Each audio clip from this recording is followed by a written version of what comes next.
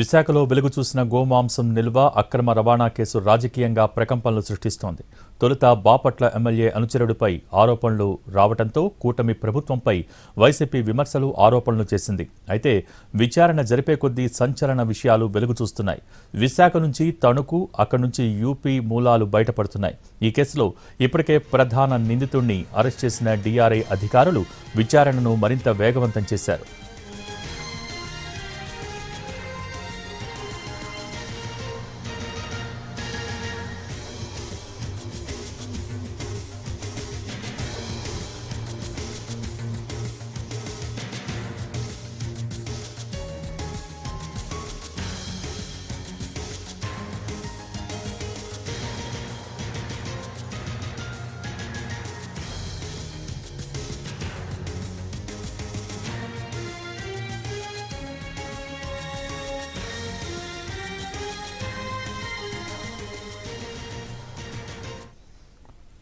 విశాఖ శివారు సొంచాం సమీపంలో ఉన్న శ్రీమిత్ర మెరైన్ ఏజెన్సీస్ కోల్డ్ స్టోరేజ్లో 1,89,000 కేజీల నిషేధిత పశుమాంసం నిల్వల్ని డైరెక్టరేట్ ఆఫ్ రెవెన్యూ ఇంటెలిజెన్స్ గుర్తించడంతో కేసు నమోదైంది.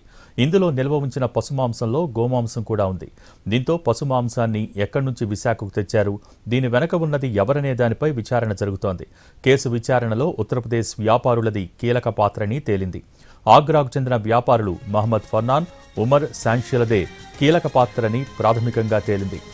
మహమ్మద్ ఫర్నాన్, ఉమర్కు చెందిన మిస్టర్ మిష్ ఓవర్సీస్ ప్రైవేట్ లిమిటెడ్ సంస్థ యూపీ, తెలంగాణ కేంద్రంగా కార్యకలాపాలను నిర్వహిస్తోంది. దేశంలోని వివిధ రాష్ట్రాలకు, ఇతర దేశాలకు పశుమాంసం ఎగుమతులు చేస్తున్నట్టు బయటపడింది. ఈ క్రమంలోనే శ్రీమిత్ర మెరైన్ ఏజెన్సీస్ కోల్డ్ స్టోరేజ్లో నిషేధిత పశుమాంసం నిల్వల్ని డీఆర్ఐ గుర్తించింది.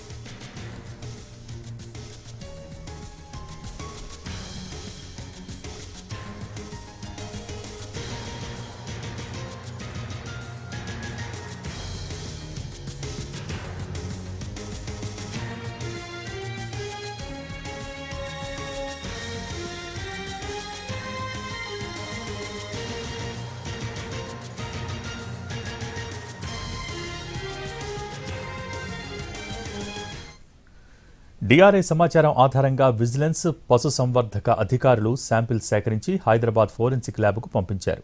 అక్టోబర్ 3వ తేదీన నమూనాలు సేకరించి పంపిస్తే నెల రోజుల తర్వాత నివేదిక అందింది. గేదె, ఎద్దు మాంసంతో పాటు నిషేధిత గోవు మాంసం ఉన్నట్టు తేలింది. ఈ నివేదిక ఆధారంగా శ్రీమిత్ర కోల్డ్ స్టోరేజ్లో ఉన్న దాదాపు 4 కోట్ల రూపాయల విలువైన పశు మాంసాన్ని సీజ్ చేశారు. అనధికారిక స్లాటర్ హౌస్ నుంచి భారీ మొత్తంలో గోవు, పశు మాంసాలను సేకరించి దేశ విదేశాలకు ఈ కోల్డ్ స్టోరేజ్ నుంచి ఎగుమతి చేస్తున్నట్టు తేలింది. గోవు మాంసంపై నిషేధం ఉండగా నిబంధన ఉల్లంఘించిన mister and miss overseas private limited సంస్థ నిర్వాహకుడు మహమ్మద్ ఫర్నాన్ను డీఆర్ఐ అరెస్ట్ చేసింది. ఫర్నాన్కు రిమాండ్ విధించడంతో సెంట్రల్ జైలుకు తరలించారు.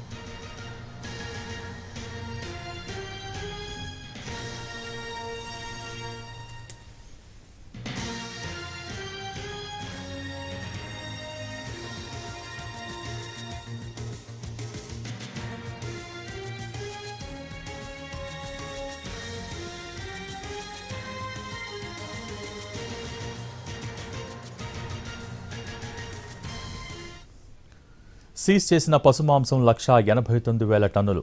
ఇంత పశువధ ఎక్కడ జరిగింది, ఎక్కడి నుంచి ఇక్కడికి తీసుకొచ్చి ప్రాసెస్ చేశారు? స్లాటర్ హౌస్లు అనుమతి పొందినవా, అనధికారికంగా నడుస్తున్నాయా? యూపీ వ్యాపారులకు లోకల్గా సహకరిస్తోంది ఎవరు? ఇలా అన్ని అంశాలపై విచారణ కొనసాగుతోంది. మహమ్మద్ ఫర్నాన్ను పీటీ వారెంట్ మీద అదుపులోకి తీసుకుని విచారణ జరిపేందుకు చర్యలు మొదలయ్యాయి. అదే జరిగితే ఈ నెట్వర్క్ ఛేదించడం ఈజీ అవుతుందనే అంచనాలు కూడా ఉన్నాయి.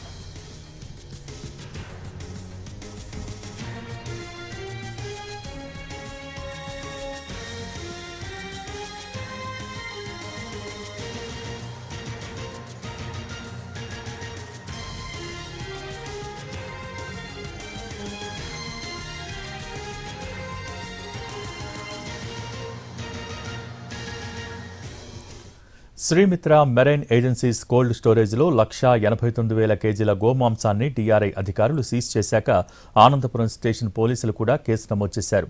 జంతు హింస నిరోధక చట్టం సెక్షన్స్ కింద కేసు నమోదైంది. కానీ ఇంతవరకు అసలు సూత్రధారులను పట్టుకోలేదంటూ వైసీపీ ఆరోపిస్తోంది.